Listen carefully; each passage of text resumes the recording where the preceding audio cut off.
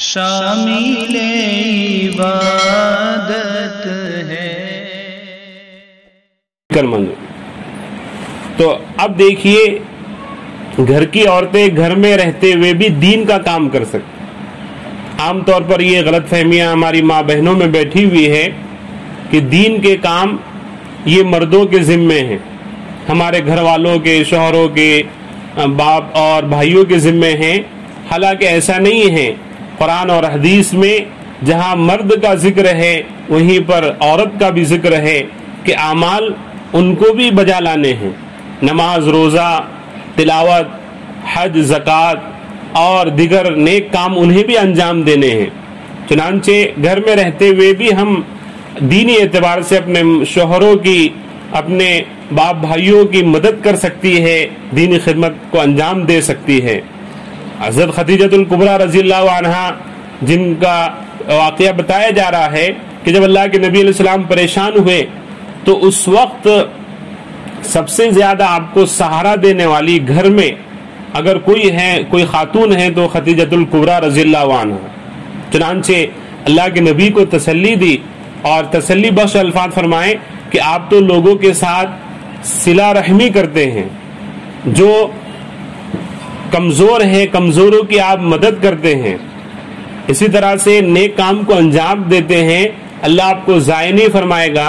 اللہ کی طرف سے جو احکامات آپ کو دیے جا رہے ہیں اس کو آپ پورا کیجیے۔ تو فرمایا کہ اس طرح سے تسلی حضرت خدیجہ الکبریٰ رضی اللہ عنہا نے اللہ کے نبی کو دی، اور مالی اعتبار سے بھی جب دین کو اس کی ضرورت پڑی تو پوری طور پر انہوں نے قربانی دی، اپنا مال اللہ کے نبی علیہ الصلوۃ والسلام کے دین کے لیے قربان فرما دیا۔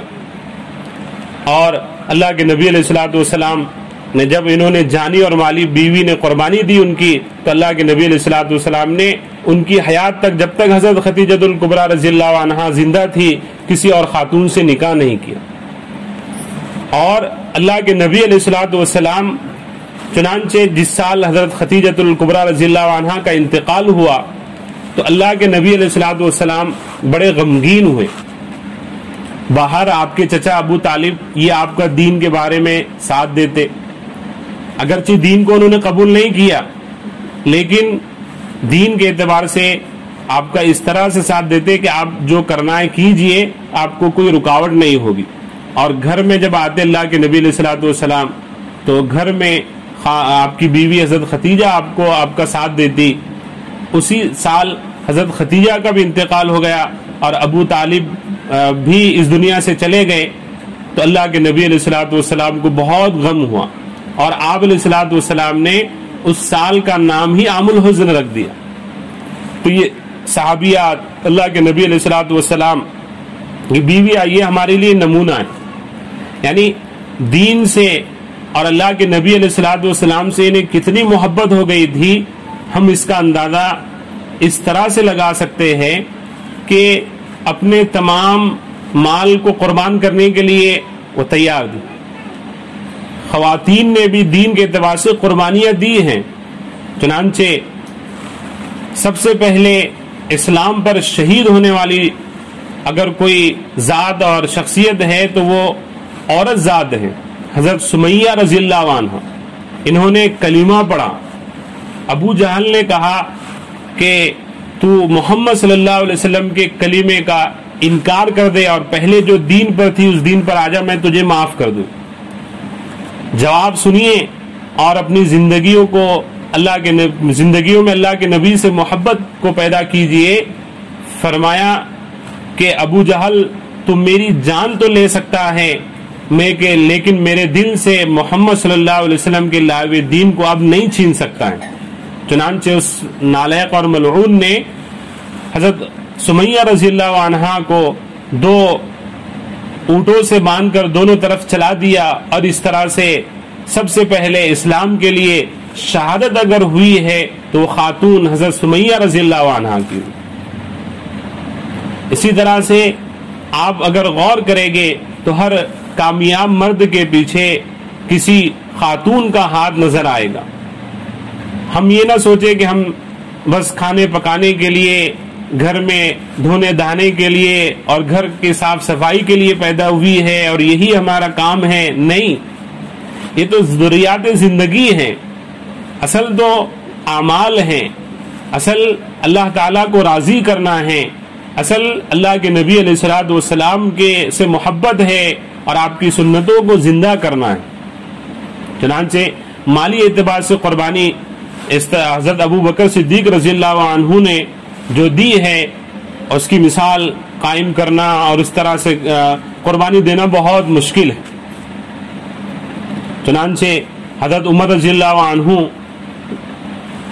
یہ ان کی یہ خواہش اور تمنا ہوتی کہ کسی موقع پر میں مالی اعتبار سے جو قربانی ہے اس میں حضرت ابو بکر سے آگے بڑھ جاؤں۔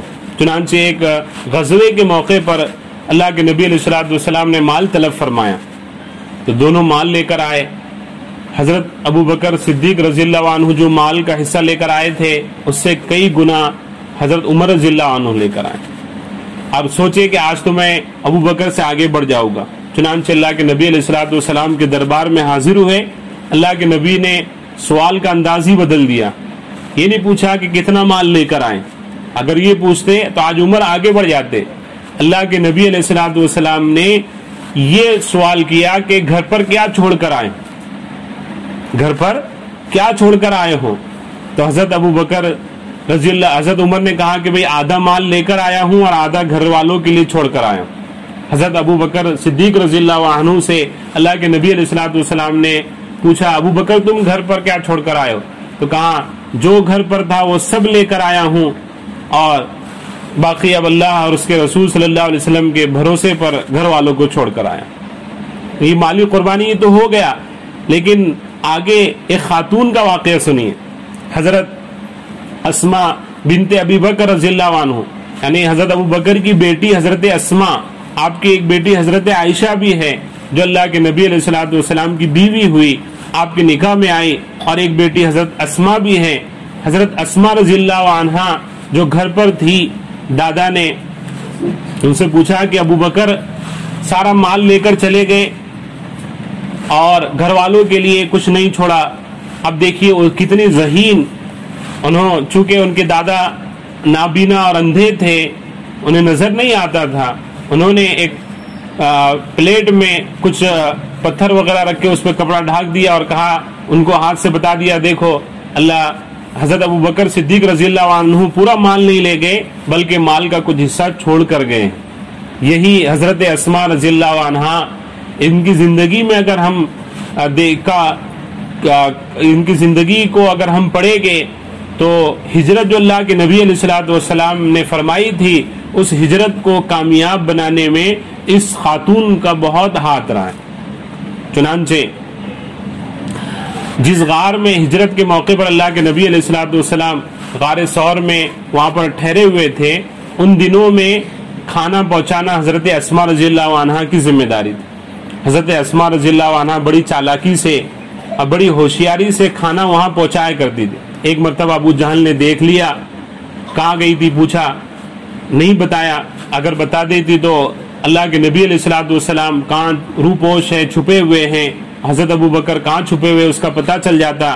چنانچہ ابو جہل نے زور سے ان کو ڈھکیلا، جس کی وجہ سے پتھر اور چٹان پر گری، سر پھٹ گیا۔ اللہ کے نبی علیہ الصلوۃ والسلام اگلے روز جب تشریف لائی تو پوچھا اللہ کے نبی نے، تو کہا ابو جہل سے ملاقات ہو گئی تھی۔ تو غرض یہ کہ دین کی خدمت کے لیے ماں بہنوں نے اور مستورات نے بھی بہت قربانیاں دی ہیں، اس لیے ہماری ذمہ داری بنتی ہے کہ ہم اپنے دنیا میں آنے کے اصل مقصد کو سمجھیں اور دنیا میں اصل آنے کے اصل جو مقصد ہے اس کو سامنے رکھتے ہوئے ہم اپنی زندگی گزاریں، کہ ہمارے پاس اعمال کا ذخیرہ ہونا چاہیے تاکہ ہم دنیا میں بھی کامیاب ہو، آخرت میں بھی کامیاب ہو۔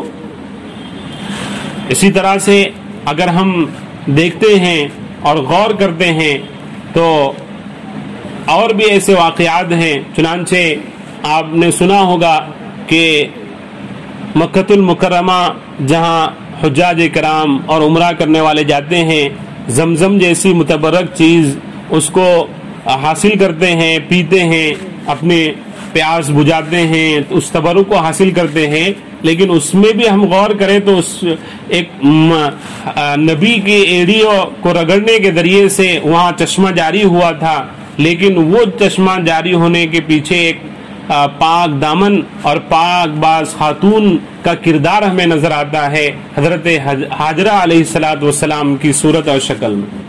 آج تو ہماری ماں بہنیں اسے قربانی نہیں دے سکتی ہے، گھروں میں اگر اخراجات کے اعتبار سے کچھ کمی زیادتی ہو جائے، کچھ اونچ نیچ ہو جائے تو گھروں میں لڑائی جھگڑے تک کی بات آ جاتی ہے، اور اسی طرح سے بات بڑھ جاتی ہے، جبکہ بی بی ہاجرہ ہمارے لیے نمونہ ہے، کیسی قربانی دی۔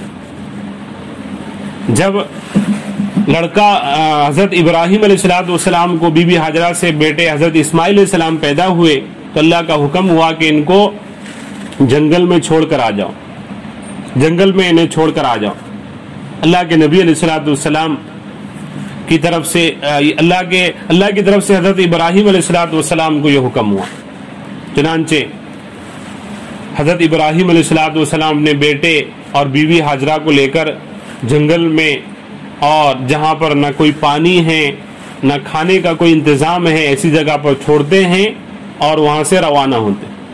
اب بی بی ہاجرہ پوچھتی بھی ہے کہ ہمیں یہاں کیوں چھوڑ کر جا رہے ہوں، کس کے سہارے چھوڑ کر جا رہے ہوں؟ حضرت ابراہیم علیہ السلام کوئی جواب نہیں دیتے۔ بی بی ہاجرہ پھر سوال کرتی ہے کہ اللہ کا حکم ہے؟ حضرت ابراہیم علیہ السلام فرماتے ہیں ہاں اللہ کا حکم ہے۔ دیکھیے اس خاتون کا ایمان کتنا اونچا تھا، فرمایا تب تو اللہ تعالیٰ ہمیں ضائع نہیں فرمائیں گے، یہاں اللہ تعالیٰ ہمارے لیے انتظام فرما دیں۔ چنانچہ حضرت ابراہیم علیہ السلام وہاں سے روانہ ہو گئے اور دور جا کر دعا فرمائی، وہ دعا اللہ تعالیٰ کے نزدیک قبول ہوئی۔ اب یہاں پر جو ساتھ میں کھجور، چھوارے اور پانی تھا چند دنوں میں ختم ہو گیا، چھاتی خشک ہو گئی، دودھ آنا بند ہو گیا، بچہ بھوک کے مارے ایڑیاں رگڑنے لگا۔ بی بی ہاجرہ دوڑ لگاتی ہے، صفا پر چڑھتی ہے کہ کوئی قافلہ گزرنے والا نظر آ جائے اور ہم اسے کچھ کھانے پینے کے لیے لے لے، وہاں کوئی نظر نہیں آتا۔ پھر بے چین ہو کر اپنے ننھے منھے دودھ پیتے بچے، معصوم بچے کے پاس دوبارہ پھر واپس آ کر دیکھتی ہے کہیں جان تو نہیں نکل گئی، پھر تڑپتا ہوا دیکھ کر پھر مروہ پر دوڑ لگاتی ہے، کوہ مروہ پر، مروہ نامی پہاڑی پر چڑھتی ہے۔ اس طرح سے صفا مروہ پر دوڑ لگاتے لگاتے 7 چکر ہو جاتے ہیں۔ ادھر حضرت ابراہیم علیہ السلام جہاں ایڑیاں رگڑ رہے تھے وہاں سے پانی کا چشمہ جاری ہو جاتا۔ حضرت ہاجرہ دیکھتی ہے اور خوش ہوتی ہے، اور وہیں پر زم یعنی رک جا اس طرح سے اس منڈیر بنا کر وہاں پانی کو روک دیتی ہے۔ تو اس اتنے بڑے متبرک پانی کا چشمہ جاری ہونا اور وہاں پر پھر ہم لوگوں کا پہنچنا، اس سے تبرک حاصل کرنا، اس کے پیچھے بھی ایک خاتون، نیک اور پاک باز خاتون کا کردار ہے۔